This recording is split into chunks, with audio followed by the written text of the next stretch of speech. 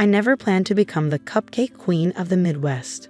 Growing up in Millfield, population 8,543, my dreams had always involved leaving, not staying. But life has a way of frosting your plans with unexpected outcomes. After culinary school and 5 grueling years working in high-end Chicago restaurants, I returned to Millfield temporarily, just long enough to help Mom recover from hip surgery. At least that was the plan. Millfield had changed during my absence. The once vibrant Main Street now featured vacant storefronts where family businesses had thrived for generations. The Reynolds hardware store, Jacobson's books, even Meyer's Diner, all gone, victims of big box stores and online shopping. One rainy Tuesday, feeling restless after Mom fell asleep, I baked a batch of cardamom spiced cupcakes with honey buttercream, a signature recipe I developed in Chicago. The next day, I brought some to Sarah Jenkins, who owned the struggling coffee shop downtown. "These are incredible, Olivia," she said after one bite. "Would you consider selling these here? My customers would go crazy for them." That simple question changed everything. Within a month, I was supplying 3 local businesses with baked goods. Within 3 months, I had rented a tiny storefront, formerly the town's florist, and opened Sweet Revival Bakery. The name reflected my mission, reviving both traditional recipes and Millfield's struggling downtown. I developed cupcakes inspired by regional classics, butter pecan caramel, black raspberry chocolate, and my bestseller, sweet corn cupcakes with blueberry compote filling and honey buttercream. For the first year, Sweet Revival thrived in its small way.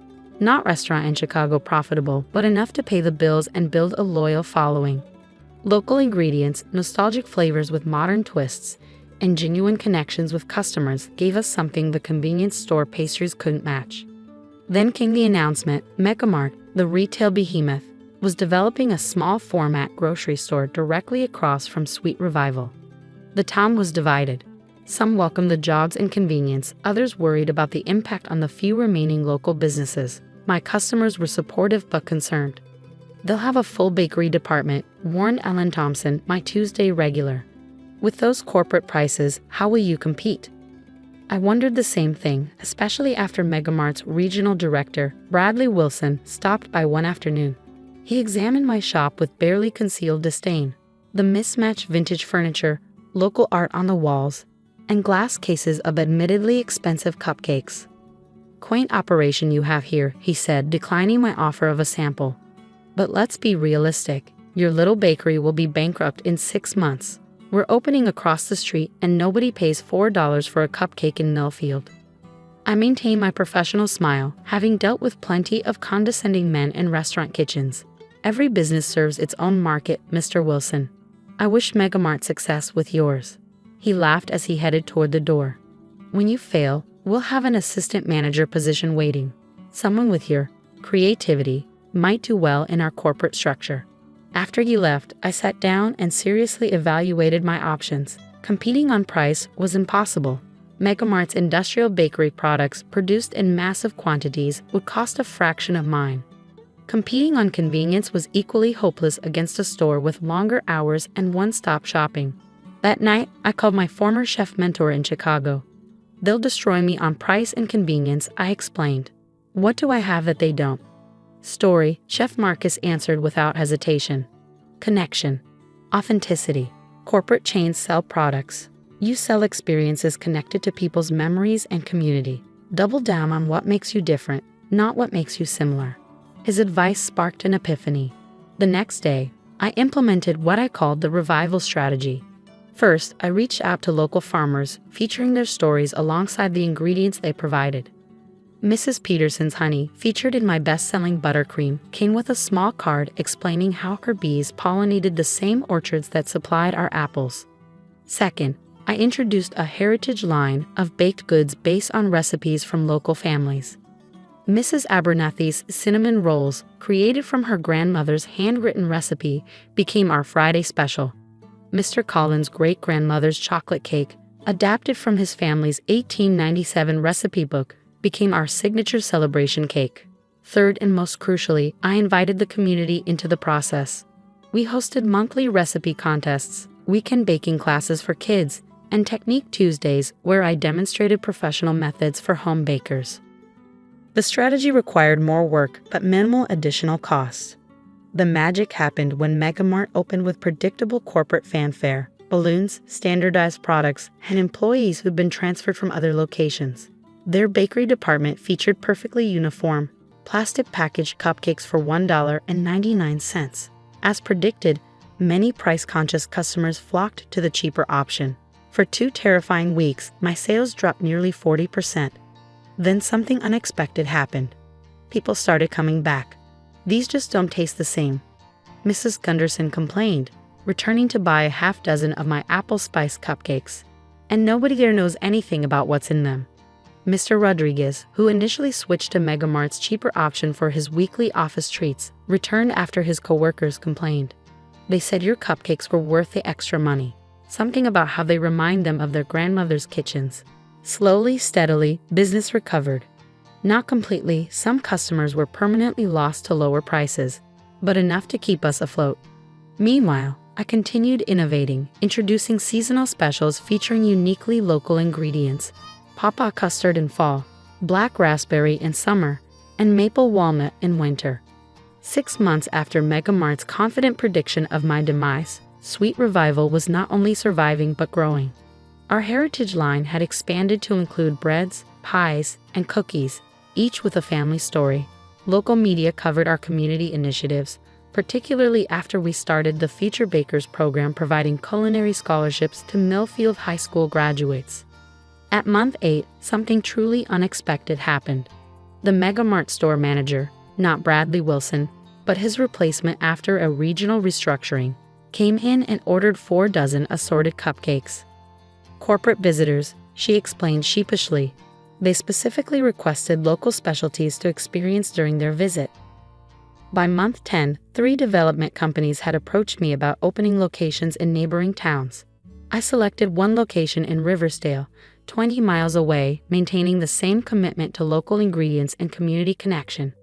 The second Sweet Revival opened with lines around the block. Local news coverage expanded to regional interest. A food blogger from Chicago made the 2-hour drive to profile our hyperlocal cupcake revolution. The story got picked up by national outlets looking for heartwarming small-town success stories. Exactly 1 year after Bradley Wilson's dismissive prediction, my phone rang while I was developing recipes in our new Riversdale kitchen. "Olivia Bennett, this is James Peterson, Megamart VP of Operations." I recognized the name from industry publications. He outranked Bradley Wilson by several levels. "What can I do for you, Mr. Peterson?" I asked, genuinely curious about this unexpected call. "I'll be direct, Ms. Bennett. Your products have developed quite a following. We've had numerous customer requests to carry Sweet Revival items in our stores. We'd like to discuss a national distribution deal for your products." I nearly dropped the phone.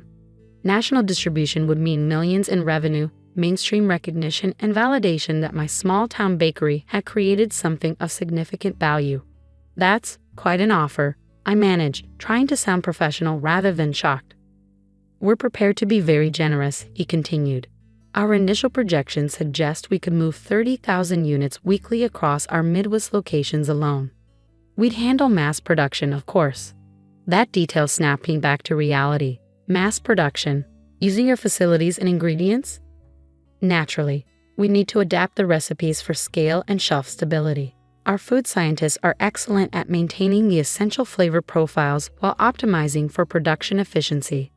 I looked around at the kitchen where Mrs. Peterson's honey sat in glass jars, where Mr. Collins had tearfully watched his great-grandmother's chocolate cake recipe come back to life, where local high school students learned techniques passed down through generations.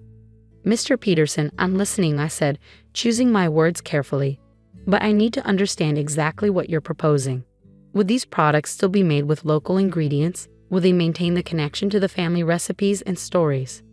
His hesitation told me everything. We'd certainly maintain the appearance of artisanal quality. Our marketing department has some excellent ideas for packaging that evokes small-town charm. The appearance of quality evokes small-town charm.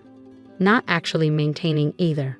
"I appreciate Megamart's interest," I said, "but Sweet Revival's products aren't just about ingredients or recipes. They're about community connection and authentic stories. I'd be happy to discuss a more limited partnership that maintains those values. Perhaps a regional arrangement where we continue production using our methods. Ms. Bennett, he said, his tone shifting from collaborative to condescending. You're talking about leaving millions on the table. Your current production methods simply won't scale to national distribution. Then perhaps national distribution isn't right for Sweet Revival.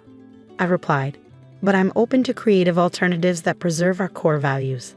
After several more conversations and a visit from Megamart's Artissima Brands team, we reached an unexpected compromise. Rather than mass-producing Sweet Revival products for national distribution, Megamart would feature our bakery in a new Local Legends program in their Midwest stores. The arrangement allowed us to maintain production control while gaining distribution in 50 stores across 5 states. More importantly, it came with no recipe modifications and included prominent storytelling about our ingredients, heritage connections, and community impact. 2 years after that initial dismissive visit from Bradley Wilson, Sweet Revival had grown to 4 locations, a dedicated production facility employing 27 people, and distribution through Megamart's Local Legends program. Our scholarship fund had sent 5 Millfield graduates to culinary school, 2 of whom returned to work with us. Most surprisingly, our success sparked a mini renaissance in Millfield's downtown. A local cheese shop opened next door, followed by a boutique selling regionally made crafts. The long-vacant Myers Diner was revived by a young couple offering modern takes on classic Midwestern comfort food. When Food and Wine magazine ran a feature titled The Small Town Bakery That Stood Up to a Retail Giant, they asked what I had that Megamart didn't. Authenticity can't be mass-produced, I explained. When people buy our sweet corn cupcakes, they're not just getting a dessert. They're getting Mr. Hoffman's corn grown 3 miles away. They're getting my grandmother's technique for extracting corn milk. They're getting the story of how this recipe helped revive a struggling Main Street. The reporter pressed further. Weren't you tempted by Megamart's original offer? It would have meant national distribution overnight. Of course I was tempted, I admitted. But scaling too quickly would have meant sacrificing what made us special in the first place. Sometimes success means knowing what compromises you won't make, not just what opportunities you'll pursue. Last month, Bradley Wilson came back to Millfield. He didn't visit the bakery, but Ellen Thompson, my Tuesday regular who works at the bank, overheard him at lunch. That cupcake place should have failed, he told his companion. It defies every market analysis. $4 cupcakes in a town with median household income under $50,000? It shouldn't work. His companion, apparently another Megamart executive, reportedly replied, sometimes the algorithms miss the human element. People don't just buy food, they buy meaning. That's why we're rolling out Local Legends nationally. When Ellen relayed this conversation, I couldn't help but smile. The corporate giant that had planned to put us out of business was now trying to learn from our success. That evening, as I worked on recipes for our seasonal summer menu, my phone rang again. This time, it was a producer from a national morning show. We're doing a segment on small businesses succeeding against major corporations, she explained. Your story keeps coming up as the perfect example. Would you be willing to share how a small-town bakery managed to not just survive, but thrive against direct competition from one of the world's largest retailers? I looked around at the kitchen where it all started, now expanded but still functioning with the same core values, and thought about how to explain our journey. It's simple, I told her. They were selling cupcakes. We were selling community. And it turns out, people are hungry for both.